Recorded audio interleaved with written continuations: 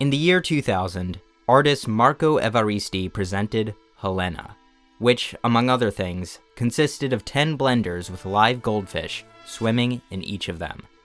The work was originally part of an exhibition called I Go Black. Visitors were told they could turn on the blenders if they wanted to. Evaristi believes there are 3 types of person: the sadist, the voyeur, and the moralist.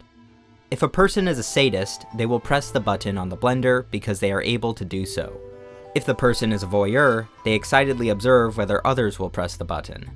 If the person is a moralist, they become infuriated by the fact there is an option to blend fish. Eventually, someone did push some buttons, killing 2 fish. According to eyewitnesses, media representatives present at the exhibition virtually encouraged visitors to press a button and start a scandal. Marco Evaristi's other works include a bronze sculpture of a human corpse made up of body parts that were blown off of people from a bomb, which he referenced from real photographs, a meatball made of his own body fat which he then ate, a model of Auschwitz made with gold that, according to the dealer Evaristi bought them from, contained some gold fillings from victims of the camps, and boxing bags filled with hair from Christians, Jews, and Muslims. In 2025, Evaristi again made headlines when he locked 3 piglets in a cage made of 2 shopping carts, without food.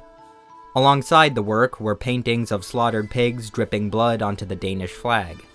The piece was made to bring attention to the ethical issues of large-scale pig farming in Denmark, and is in no way subtle about it. The work was titled "And Now You Care," and was exhibited at the site of a former butcher's warehouse. The piglets were meant to starve to death, but others had different plans. Animal rights activists, with the assistance of Evaristi's friend Caspar Steffensen, stole the piglets while the exhibition was being cleaned.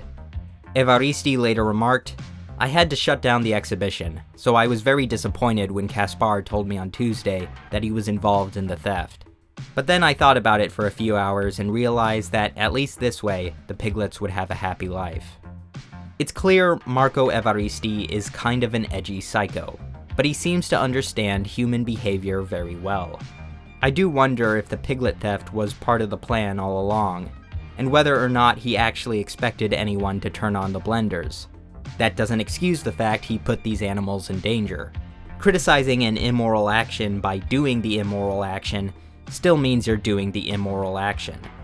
If visitors were led to believe the blenders were functional but the buttons weren't actually wired to anything, or if these piglets were already killed by a factory farm and he was just presenting them, like he himself has suggested, that would have a similar effect. But I have to admit, it wouldn't have the same teeth, would it? And Now You Care did exactly what Evaristi wanted. It brought some awareness to pig farming practices in Denmark, and boosted his own fame and status as well. That's why I'm even talking about him now. I think the real art was that he was allowed to do these things. That from conception to exhibition, no one thought to put a stop to the clear danger this artist was putting these animals in. And that even after these events transpired, neither Evaristi nor anyone else associated with the artworks faced any real consequences. I guess that makes me a moralist. If you had to choose a common practice today that you think will be viewed as unthinkable in the future, what would it be? Just like how we view slavery as monstrous today, despite being accepted by a large number of people as a legitimate industry in the past. I have my answer: factory farming. I don't need to go into detail about the brutalities of factory farming. From keeping animals in confined spaces, to casual mutilation of these animals, to the fact these factories are not only dangerous to the animals, but also to the people who work in and around them, to their harm to the environment and public health, to the mass killing of animals on a scale that is actually unimaginable. While videos of outright violent abuse are often the result of things going wrong rather than things going right, it is neither efficient nor common to beat an animal to death or wrestle it into a slaughterhouse. There are still common practices today many would consider cruel. These facts are known to anyone with even the slightest interest in where their food comes from. But I will tell you a statistic that I still can't believe is true. As of 2021, globally, 900,000 cows, 3.8 million pigs, and 202 million chickens are slaughtered for food every day. Fish can only be measured in estimates of hundreds of millions. 92.2 billion land animals are kept and slaughtered for food each year. More animals are killed each day than all people killed in World War I and II combined. With that many animals being processed, mistakes are bound to happen. As someone once put it, humans are making reincarnation very dangerous. Alongside factory farming are industries of similar or worse cruelty, such as fur farming, puppy mills, bullfighting, and other harmful animal sports. Our civilization commits mass killing on a scale no genocidal dictator could ever compete with. But telling you this won't change anything. Most people already hate factory farming and love animals, but continue to eat meat and consume other animal products, with some even mocking those who protest against it. Here's the point. If you want to win an argument, you just can't be annoying all the time. Here's the thing. People don't like activists. It is an unfortunate reality that the more passionate you are for a cause, the more important your cause appears, and this tends to result in behavior that seems extreme and deranged to the general public. Ironically, in some cases, turning people against the cause you are fighting for out of pure spite. Vegans and animal rights groups have gained a reputation for being extremely annoying, and if there's one way for your well-meaning cause to come to a screeching halt, it is to be perceived as extremely annoying. The blame for this perception can lie on well-intentioned but ultimately misguided protests from activists, viral rage-bait posts about using anti-animal idioms and other nonsensical and meaningless complaints, campaigns focused on things that simply do not matter, and plain bad behavior. Animal rights visual imagery can be hit and miss. There can be real gems, clever or subtle pieces of imagery for animal advocacy, or multitudes of distasteful and embarrassing art made for the cause. PETA is a household name that churns out these kinds of images, and they're almost exclusively associated with corny stunts and euthanasia controversies.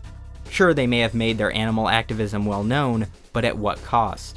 Organizations such as the ASPCA have considerably better reputations as far as I am aware.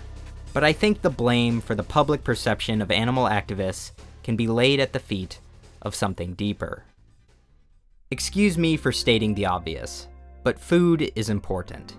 Many people work long, hard jobs just to earn enough money to pay for a home and food, and researching what they're eating and where it's coming from is asking a lot of most people's spare time and energy. Most people don't even pay attention to what's in the food they're eating, much less where it comes from. And drastic changes in one's diet for the sake of a tiny number of animals in the colossal machine that is factory farming seems downright absurd.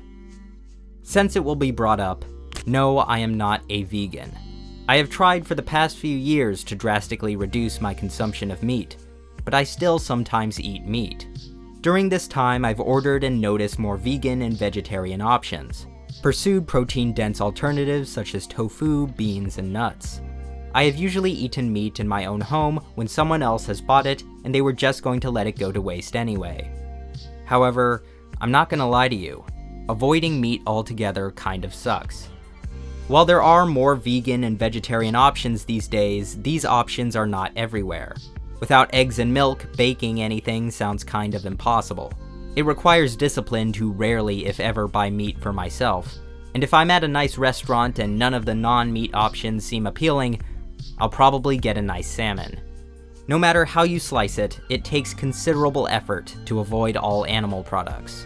As long as meat isn't too expensive and most alternatives don't taste nearly as good, then most people will continue to eat meat. So to be berated for the choice of eating good, easy food over committing seemingly dietary self-flagellation is just irritating.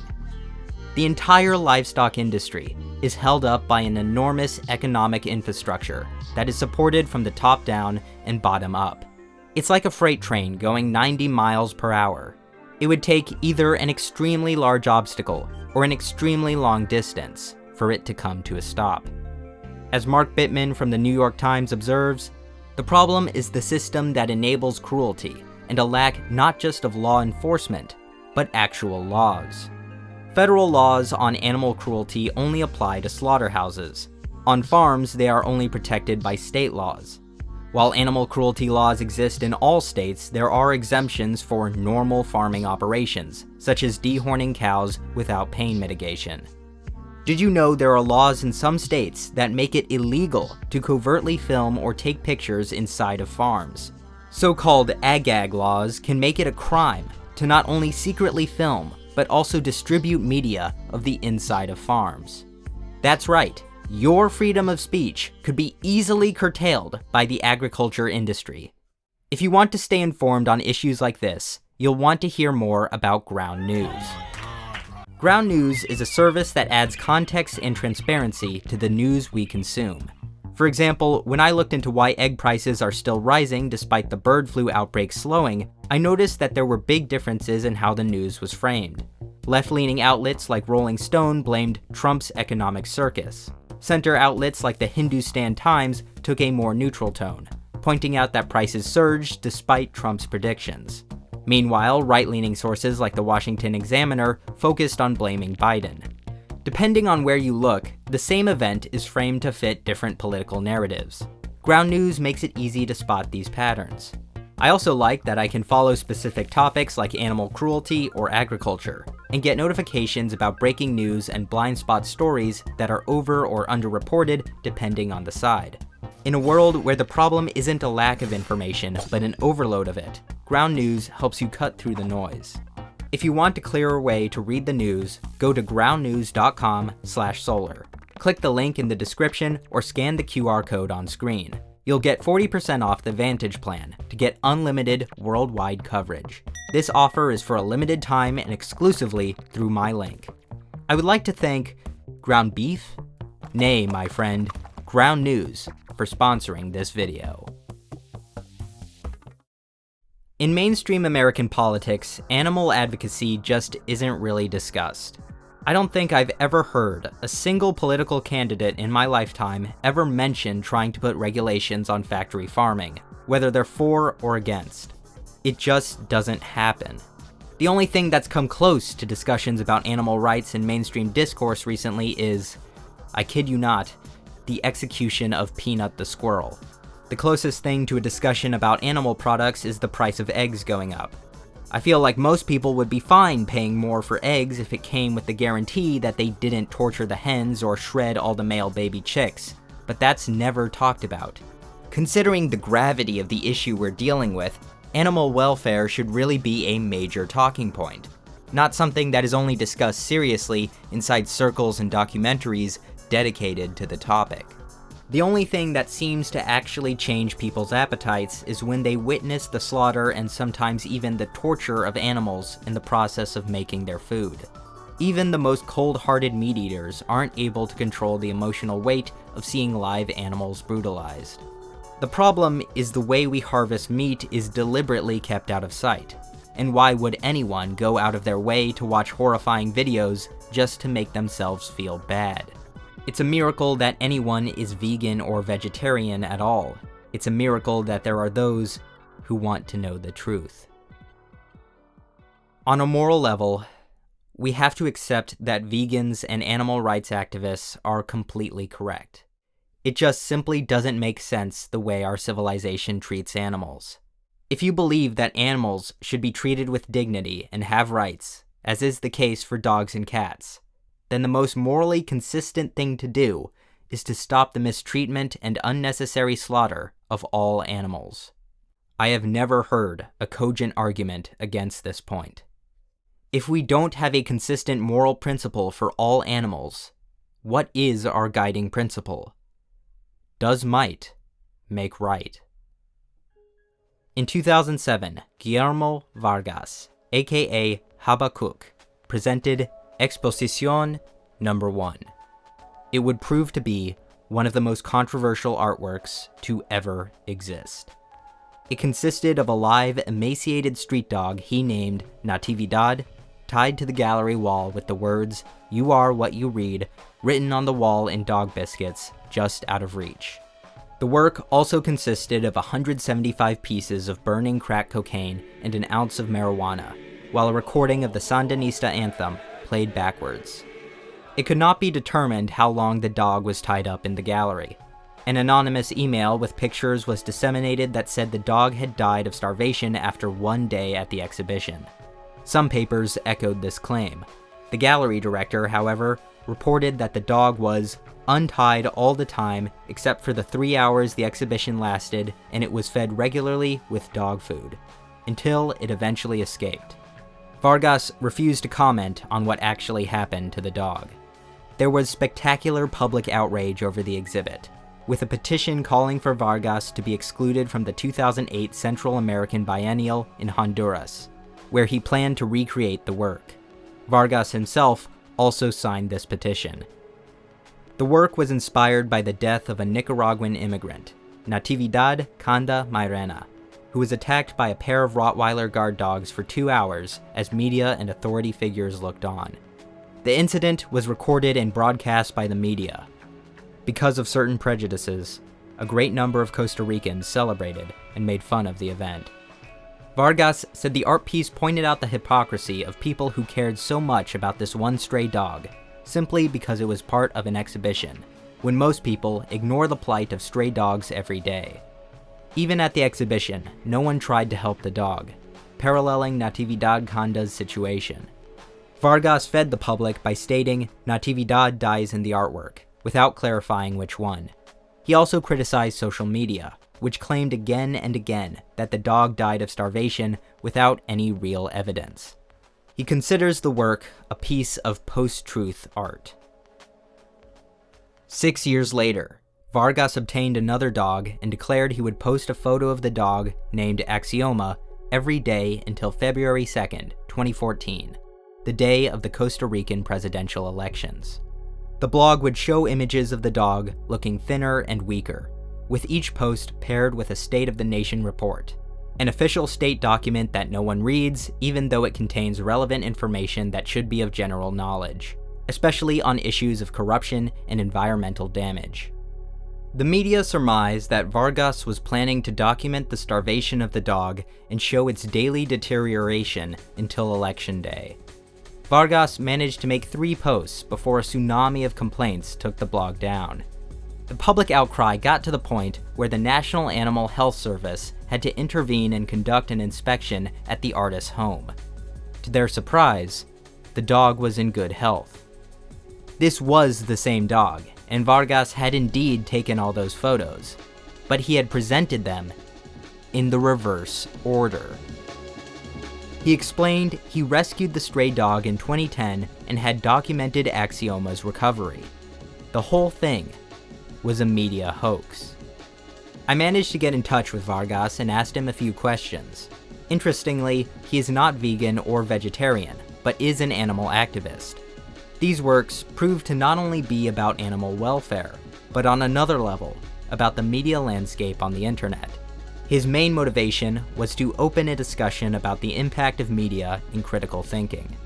His other works include a performance piece where he sprayed the Assembly of Deputies of the Costa Rican Parliament with poisonous agrochemicals in protest of their ecological policies.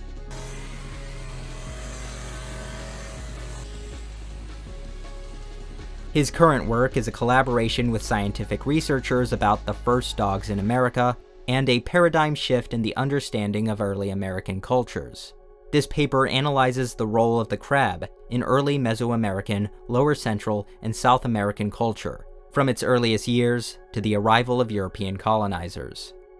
If anything, Marco Evaristi and Guillermo Vargas show that what people care about depends on what we pay attention to, and who directs our attention. Western civilization has undeniable tiers of types of animals which influence how we generally treat them. Dogs and cats are right below the highest tier. They are close to humans, and eating or mistreating them is considered extremely taboo. Horses are slightly below them. Rabbits, deer, hamsters, birds, and other less common pet types, if eaten, won't get you much scorn, but mistreating them will. Pigs, cows, and chickens can also be pets but are almost exclusively used for meat. If you have any of these animals as pets and you abuse or kill them for anything other than meat, that's also considered a big violation. Somewhere below these you have amphibians and reptilians. And below these you have animals such as fish, mice, and rats, where killing them or abusing them might get you some pushback from a good chunk of the population, but in terms of actual consequences, I mean, let's face it, goldfish are kind of treated like novelties, and many thousands, if not millions, probably die from children and owners not caring for them properly. It's hard to know for sure because no one is keeping track. Just look at some of the tiny tanks that are commercially available for these creatures. Mice and rats are usually considered a nuisance. And insects? Well, most people regard them as pests, regardless of whether they do you harm or not. Most people don't even consider the billions and billions of invertebrates that are killed for food every year. It is a problem of attention. If an animal cannot show obvious signs of suffering, it will be assumed they are fine. If a creature is treated like a novelty or a pest, no great care needs to be given. This tier list is by no means perfect. In fact, some types of animals will move to other tiers for pretty arbitrary reasons. This entire list is arbitrary. Depending on the region and time period, this whole list can change dramatically. Similar lists exist that predate this one but emphasize their religious worth or other factors. Ideally, by the virtues and principles our society espouses, this list should not exist. All animals should be free from harm to the best of our abilities. Unfortunately, some amount of killing will always exist. Some animals must be killed if they pose a threat to people or to other animals. Few are going to argue you can't get rid of an infestation, or kill a wolf attacking your sheep, or put down a rabid dog. Dealing with invasive species is complicated, but you've got to be kidding if you tell me we kill just as much as is necessary.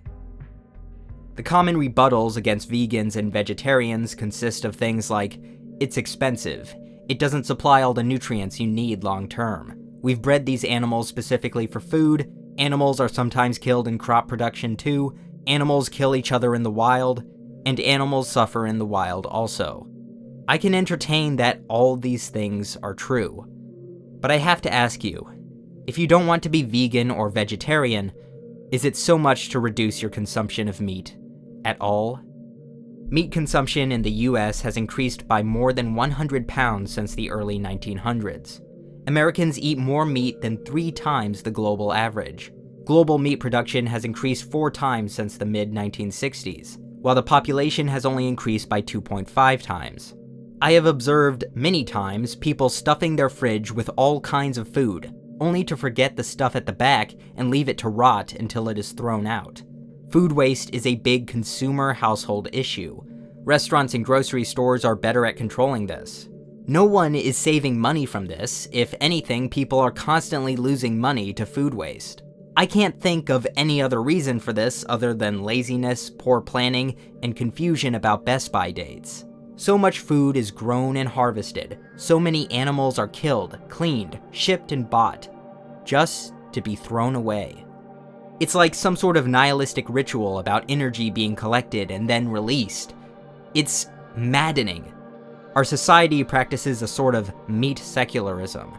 The average person is so detached from the meals they consume that they can only view meat as tasty protein slabs, which can be freely transformed into any kind of indulgent creation. There was a time when civilization put religious importance on the meals they ate, and I see no reason why that attitude shouldn't be brought back. It seems like everyone has forgotten that every time you eat meat, an animal sacrificed its life to give you energy. How frequently are you asking yourself what you are doing with that energy? I get that vegans are annoying, but when I see this old-ass video of activists leaving flowers in the meat section at a grocery store, a completely peaceful and hardly disruptive protest, get ridiculed for the millionth time, I think, is it so hard to admit they have a point? Is the video cringy? Absolutely. But is it so bad to be reminded that living beings died to give you your food? There's been this resurgence of a macho, traditional lifestyle trend which encourages people to eat lots of raw meat and drink raw milk. But what is more traditional than coming face to face with the living, breathing animal you're using for sustenance? When I was in elementary school, I would observe other children stomping on ant piles during recess, squashing spiders, and in general killing and tormenting lower-tier animals. Once in Boy Scouts, I watched as a group of bored teens picked up daddy longlegs and plucked off each of their legs one by one, until none were left. I wondered what on earth compelled them to do that. Daddy longlegs have a mechanism where they can detach their legs to escape predators, known as autotomy. But these legs do not grow back, we don't know if this causes pain, and the more legs are detached, the less they can walk effectively. Maybe these kids had a confused set of assumptions when they did this, and wouldn't have done it if this was explained to them. That's why it's a big problem to assume anything about an animal. When they tossed the legless body to the ground after they were done with it, I wondered what this completely harmless creature had done to deserve such disrespect. I've talked mostly about factory farming, but in addition there are also absolutely unnecessary and absurd industries like fur farming, puppy mills, bullfighting, and other harmful animal sports that expose a general attitude of exploitation and a deep irreverence for animals in certain parts of the world. Meat must be treated with reverence again, and the casual waste of food, especially meat and animal products, should be treated as a serious taboo.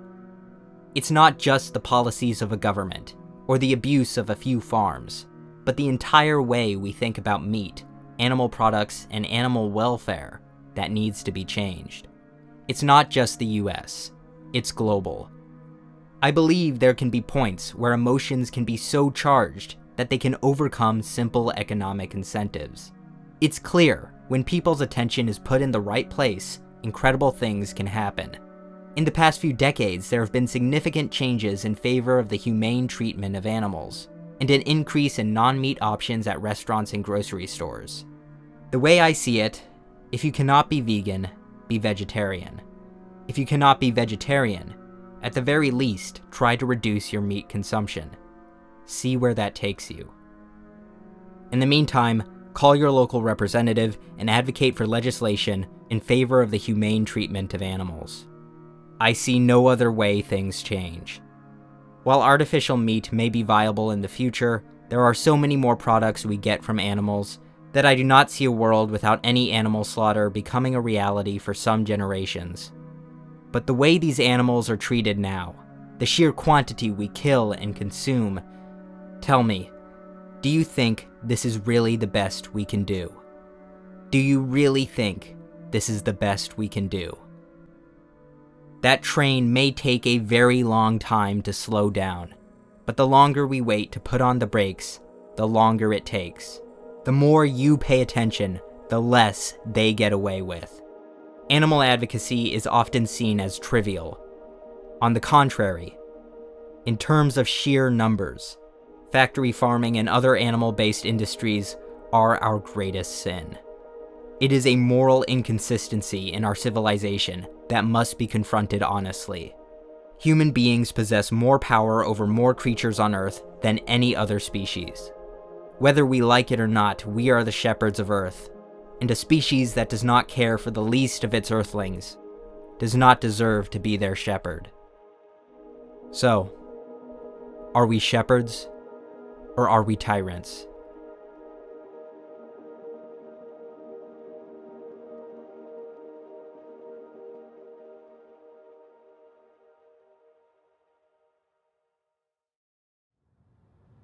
After making this video, I had to do something to lift my spirits. So I visited a chicken sanctuary in Austin County, Texas, and was given a tour. The chicken rescue is home to around 120 chickens. Many are strays, or rescues liberated from cockfighting. Some are both physically and mentally scarred. I was struck by the range of their shapes and sizes, and the variety of feather colors. They are beautiful animals, and many roam free within the boundaries of this sanctuary. They get to live a life that few do. I am reminded that everything comes at a cost. It is only because of kind souls, knowledge, resources, experience, and continuous effort that places like this can exist. No one said fighting for animals was easy. Every minute, thousands of chickens are killed for food or entertainment. But these won't be. You can make a donation on their website, thechickenrescue.org. And once again, thank you to Ground News for sponsoring this video.